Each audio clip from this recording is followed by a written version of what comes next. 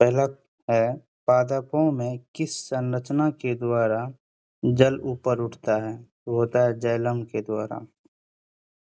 एक बीज किसके अभाव में अंकुरित हो सकता है? पर्याप्त प्रकाश के।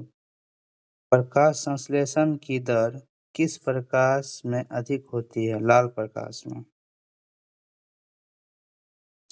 जीवाणुओं द्वारा नाइट्रेट को वायुमंडलीय नाइट्रोजन में परिवर्तित करने की प्रक्रिया क्या कहलाती है?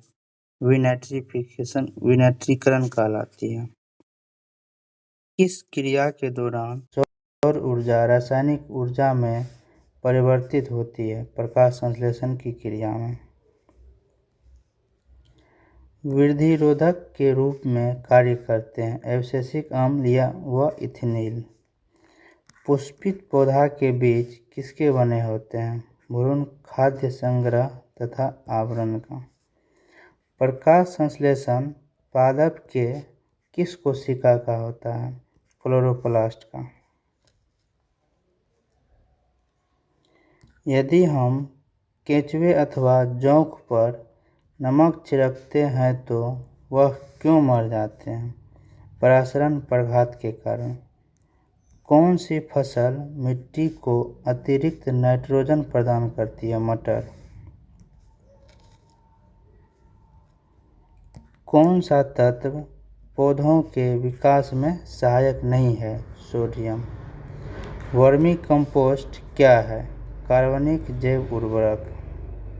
किस पौधे को औषधिक भारतीय चिकित्सक कहा जाता है? आंवला को।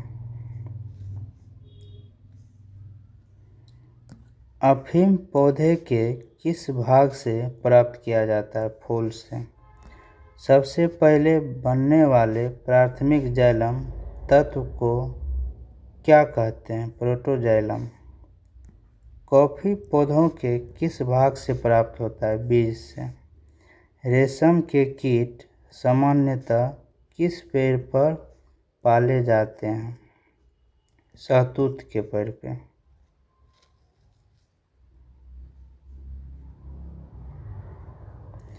भूमि की उर्वरता को घटाने वाला जीवाणु कौन सा है?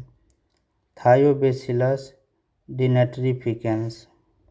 जीवाणु में प्रकाश संश्लेषण की क्रिया में हाइड्रोजन दाता सामान्यतः कौन होता है?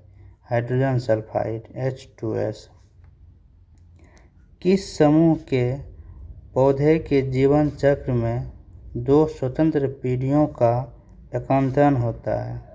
टेरिडोफाइट्स का।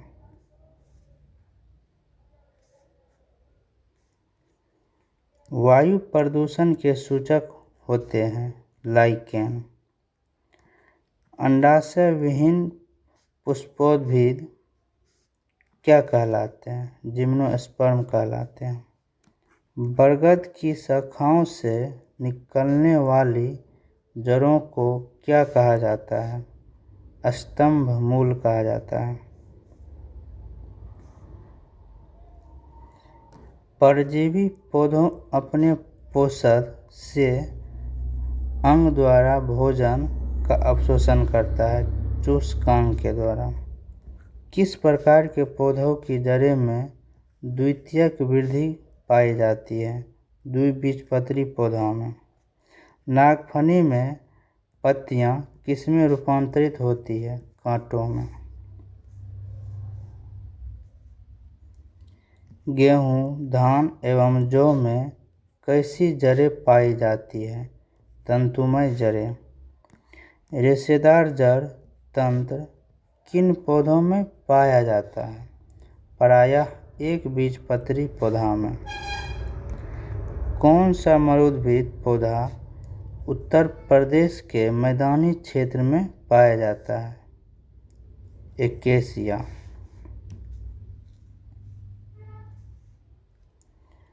पुष्प का सहायक अंग किसे कहा जाता है? बाह्य दलपुंज एवं दलपुंज को। फिर पादप है और उनके प्रयोग योग्य भाग है। लहसुन प्याज का हम शल्क कंद खाते हैं। हल्दी और अदरक का प्रकंद, अरबी और जिमीकंद का घनकंद, आलू का कंद और स्तंभ कंद।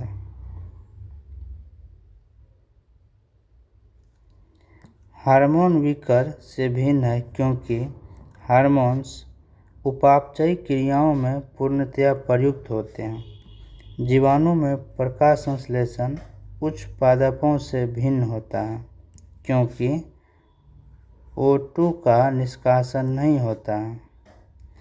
प्याज किसका परिवर्तित रूप है? तने का।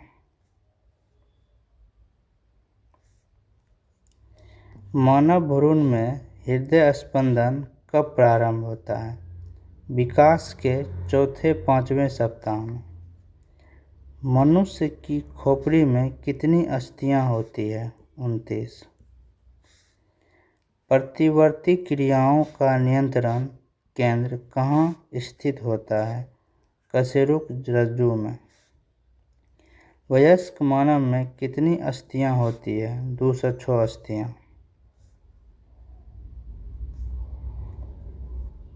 नाखून काटते समय दर्द नहीं होता क्योंकि नाखून मृत कोशिकाओं के द्रव द्वारा बने होते हैं जिनमें रक्त संचरण नहीं होता। हमारे शरीर का सबसे दृढ़ भाग है दंतवल्क। शल्य क्रिया में ऑर्थोप्लास्टी का क्या कार्य है? जोड़ का प्रतिस्थापन करना। मानव शरीर में सबसे छोटी कान की हड्डी होती है जिसे स्टेपिज कहा जाता है। मानव शरीर की सबसे लंबी अस्थि कौन सी होती है? फीमर, जो जांघ में पाया जाता है। कशेरुक रज्जु में कितनी जोड़ी तंत्रिकाएं होती है? 31 जोड़ी।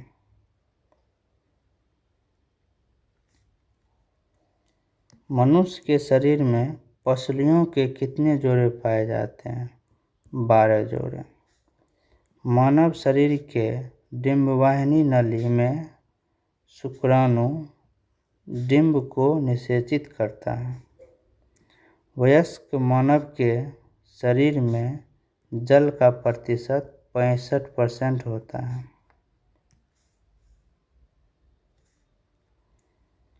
अस्थि एवं दंत निर्माण हेतु क्या आवश्यक है? कैल्शियम और फास्फोरस।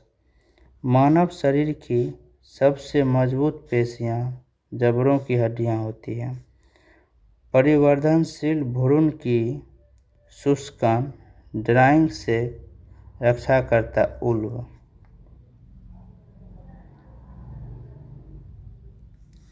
मानव के जीवन काल में कितने दांत 2 बार विकसित होता है? 20 दांत।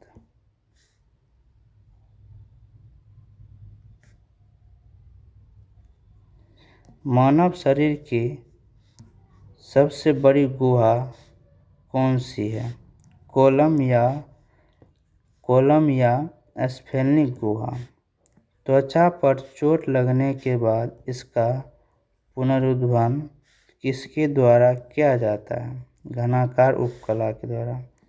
कंडरा किसको जोड़ती है? पेशी को अस्थि से।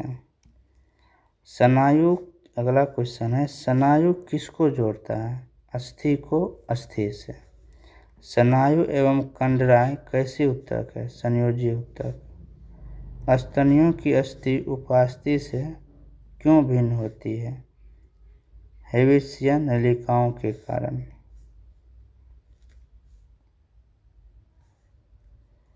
अस्थि का मैट्रिक्स किस प्रोटीन का बना होता है? ओसिन का। अस्थियों को कठोर बनाने वाले लवण मुख्यतः क्या होते हैं? कैल्शियम और मैग्नीशियम के फास्फेट। कौन लसिका में किन रुधिराणुओं की अनुपस्थिति होती है? आरबीसी की। कौन सा प्रोटीन त्वचा, बाल, नाखून, सींग तथा खुर के निर्माण में सहायक होता है, केराटिन। अस्थियों में कौन सा प्रोटीन पाई जाती है, ओसिन। अस्थियों में मुख्यतः कौन से अकार्बनिक पदार्थ पाए जाते हैं, कैल्शियम तथा मैग्नीशियम फॉस्फेट। मज्जा गुहा का निर्माण किस प्रकार की कोशिकाएं करती है, ऑस्टियोक्लास्ट। अस्थियों का निर्माण किन ऊतकों से होता है, संयोजी ऊतक से।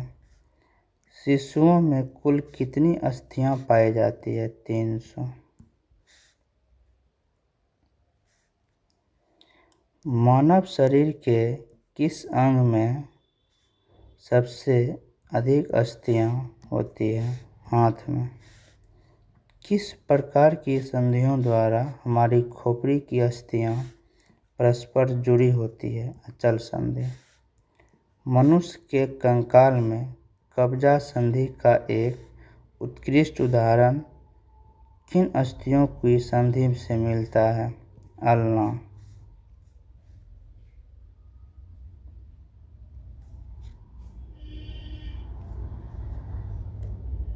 श्वसन के बाहर निकली वायु में कार्बन डाइऑक्साइड की लगभग कितनी मात्रा होती है, 4%। अधिकतर कीट किस प्रकार का श्वसन क्रिया करते हैं, श्वास नली प्रणाली के द्वारा। शीत निद्रा के दौरान मेढक किस अंग से श्वसन करता है, केवल त्वचा से। यातायात पुलिस शराब के नशे वाले व्यक्ति की श्वास जांच किस गैस के मिश्रण से करती है, पोटेशियम डाइक्रोमेट सल्फ्यूरिक अम्ल। श्वासोच्छ्वास में बाहर निकली वायु में ऑक्सीजन की कितनी मात्रा होती है, 17%।